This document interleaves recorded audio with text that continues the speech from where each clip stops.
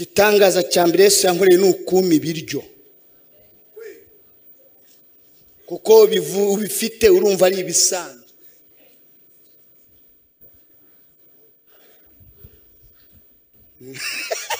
Ibiryo biraryoha.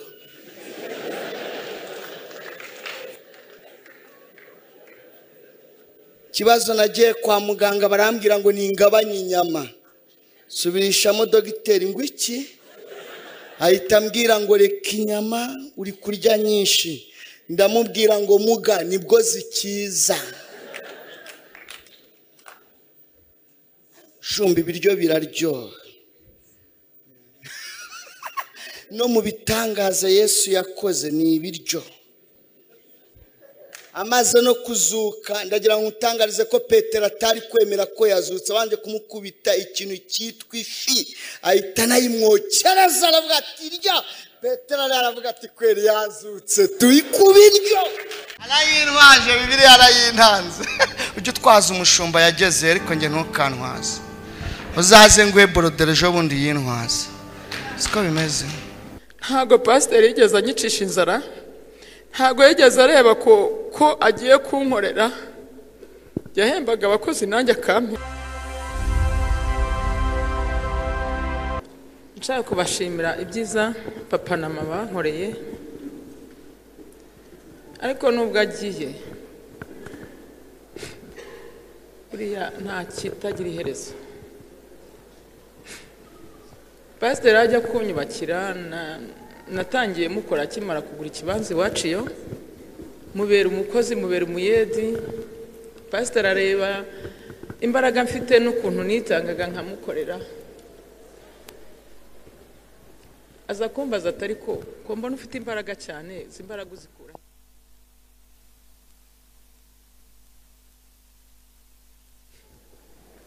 Ubwo nibwo twaganiriye, aratangira ambaza abana mfite, ndamubwira mfite abana 4. Ambaza umugabo, ndamubwira nti ndi umupfakazi, umugabo yitabye Imana. Ambaza ko ntuye, ndamubwira reka ntago ntuye, ndacumbitse. Dukomeza kubana gutyo. Ariko uko yakambwiraga gutyo, akicara akambwira ati nyamara ati Imana igiye kuguha inzu. Ati Imana igiye kuguha inzu, ati wihangane. Ubwo bibaho haciyemo iminsi nibwo yambwiye ati ndi mu kazi, arambwira ati rero taha ujye mu rugo ufite abashyitsi. Naratashye njya mu rugo, haciyemo umwanya muto yangiye kubona mbona imodoka ziraje.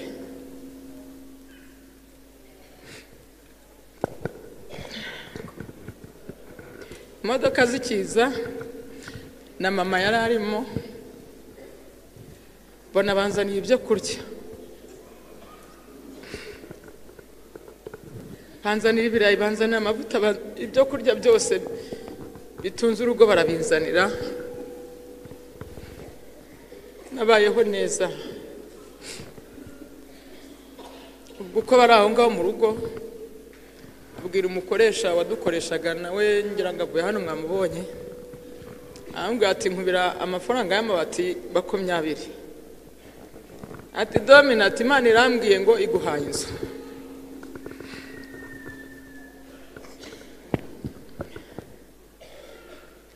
Ubwo pastor aragiye, haciyemo iminsi nk'itatu, ndi mu kazi, arambwira ati ngaho genda ujye mu rugo ufite abashyitsi. Mba ndagiye, ngeze mu rugo ntago byatinze kuko nagiye kubona mbona imodoka ziparitse ku muhanda.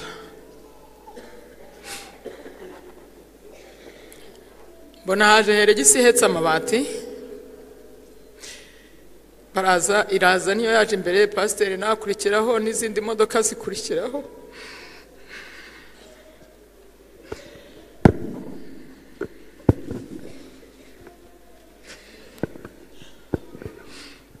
Ubwo baraje amabati barayapakurura, barangije baragenda. Ubwo ko nabaga mu nzu idakinze, ntago nigeze ndyama, naryamye ari uko y'amabati bamaje kuyashyira hejuru y'inzu. Mugani nindyama bakayatwara, pasiteri azavuga ko nayagurishije. Ubwo nawe ntago byatinze kuko yarazi ko ari umuzigo wakizeho. Yahise ahamagara noteri w'umurenge. Icyo gihe n'igihe rero akoze impanuka nanone ari mu mbago. Noteri araza ninjye twajyanye, aragenda areba ikibanza, arangije kukireba aramubwira ati noneho igisigaye ni ukubaka, ndumva nta bintu byinshi. Hari igihe cy'imvura aravuga ati ntabwo twabumba amatafari, reka tugure ibiti. Bagura ibiti, biragenda bijya ku kibanza. Nyuma yaho ashyiramo abakozi, nanjye tujyanamo.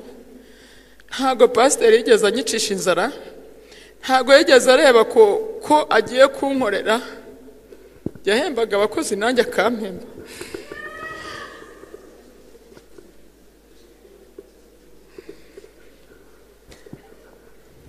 Akambwira ati genda nawe ujye kureba icyo abana bari burye.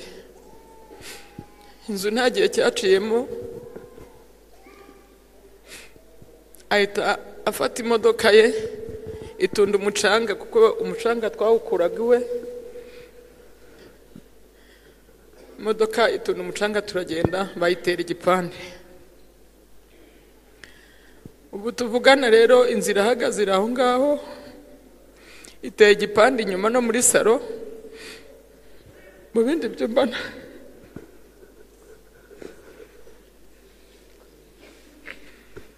ubwo ni ukuvuga ngo mu bindi byumba nta mucanga urimo. Ariko ubu pasiteri aho ari hose urupfu rwe rwarantunguye.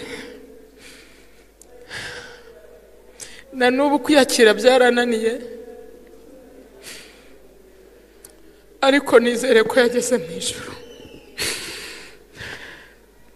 Nizere ko Imana yamwakiriye. Ubu kurya byari we, kwambara n'umuntu uko nambaye gutya, uru ni urwibutso yansigiye nzajya mwibukiraho. Yarampamagara ari kumwe na mama, arambwira ati ndagushaka, ngufitiye impano. Se pasiteri, none impano umpaye ni iyi. Kagenda ngeze ati twakuzaniye igitenge na madamu. Igitenge barakinzaniye, yanjye arambwira ati ejo mu gitondo uzaza ufata amafaranga ugiye kukidodesha. Abana banjye ubwo bari baravuye mu ishuri, barabirukanye. Ndimo ideni ry'ibirarane byinshi ntari kubasha kwishyura. Abana bari bamaze kwiga igihembwe cya mbere, babirukana icya kabiri bagiye gutangira icya kabiri. Abana baraza bicara mu rugo, na n'ubu turakicaranye. Ariko pasiteri akaba yari yambwiye ati uzajya ku kigo baguhe fagitire y'amafaranga ngo bakwishyura. Byari 27,400, mbasha kubona 2. Mvuga ngo ntangire ngende ngabanya. Ubwo rero arambwira ati abantu bihorere, igihembwe cya kabiri ntacyo bize, ati bihorere bazajyeyo mu kwezi kwa 9 basubire aho bigaga. Ayo mafaranga nzaba narayabonye nyishyure.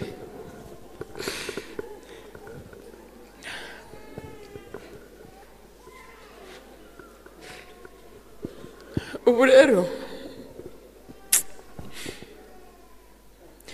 pasiteri twahuraga mu muhanda, ntago yancaga adahagaze. Ubu ndimo kureba imodoka yose itambutse mu muhanda, hita mbona ari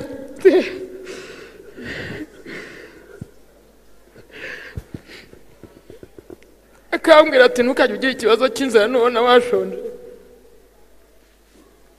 ugeze ukora na jaride, ariko abana barareba ari nta wundi muntu wamukoraga muri jaride. Ni njye, simburare simbwirirwe.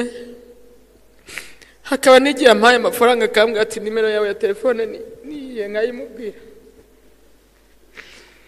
akansunikiraho amafaranga, nkagenda nkahahira abana.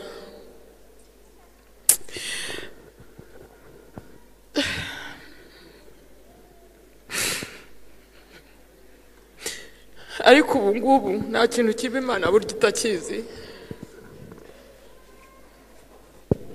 Hari igihe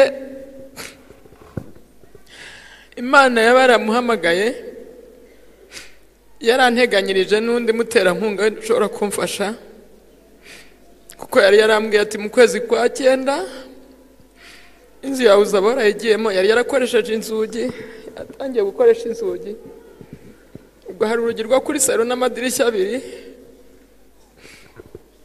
ariko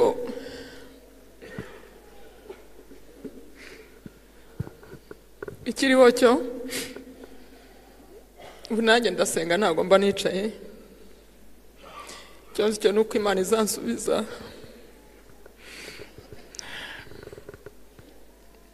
Hari igihe Imana izabishaka ibikore, inzu yanjye nyijyamo mve mu mazu ya rubanda. Akoze rero papa,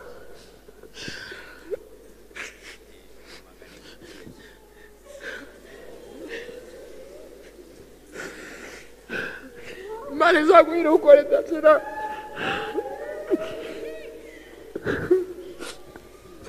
Arayintwaje, Bibiliya arayintanze. Ujye utwaza umushumba yageze, ariko njye ntukantwaze. Uzaze nguhe borodere ejo bundi yintwaze. Siko bimeze. Ndavuga ababyeyi.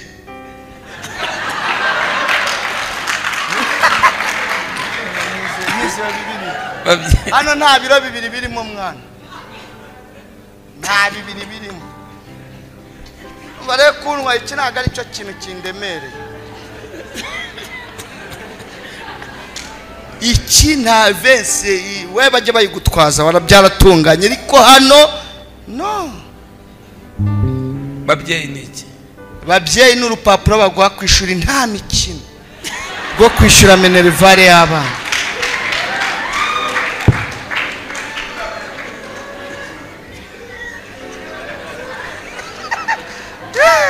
Muratujijisha ngo muratutwaza Bibiliya ngo ino nguha umuzigo nikoreye. Happy nedores arive fit. Igura 60 nobokesheje nakwamira imihanda. Bakanco ngo ngo dore pasteur we ngo ino ngurire pinedores. Ariko ndimo ndaganira nimugire ngo ndimo ndayisaba. Mubyumve. Izi nikaya ariko zo kutuzo mbese. Kutatwaje Yesu musimari bagiye kumujomba mwana ngo bamutere.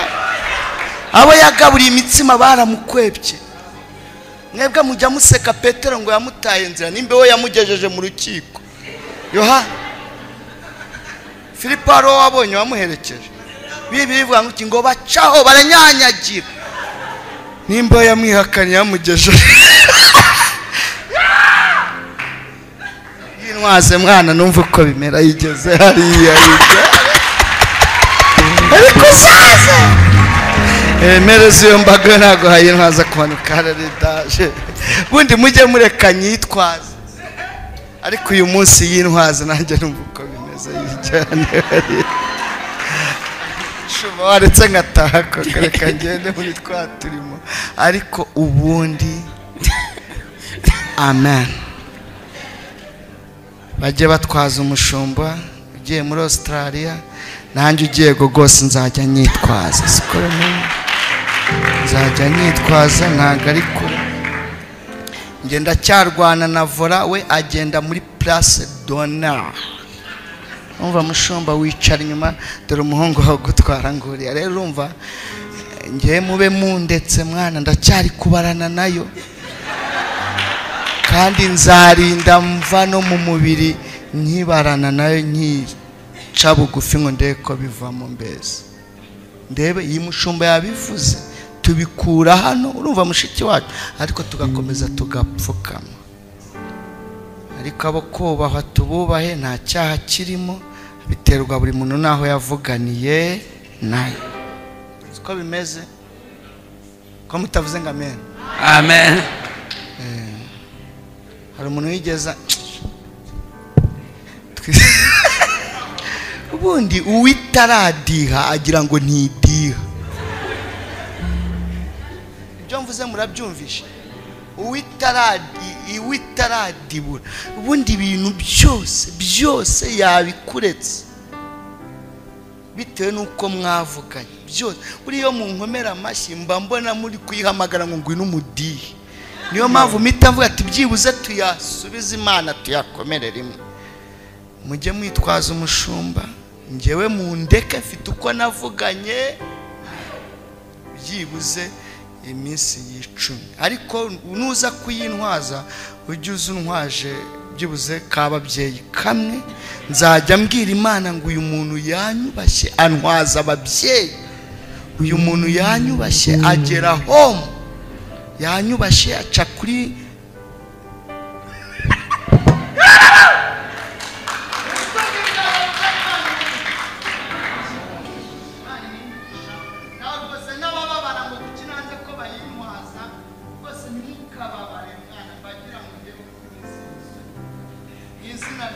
reka babwire amazina yajye kwicara twivugire Yesu, ubundi tuze twumve ibigoma byanyu mwana.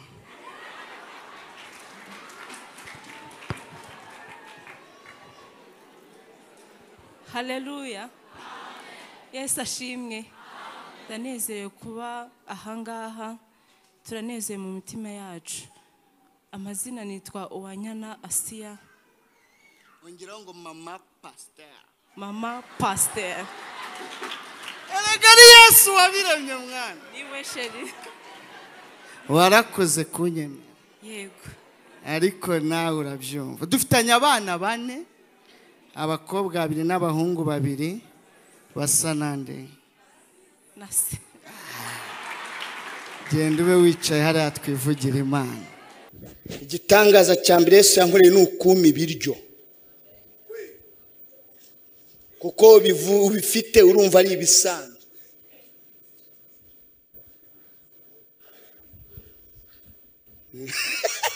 Ibiryo biraryoha.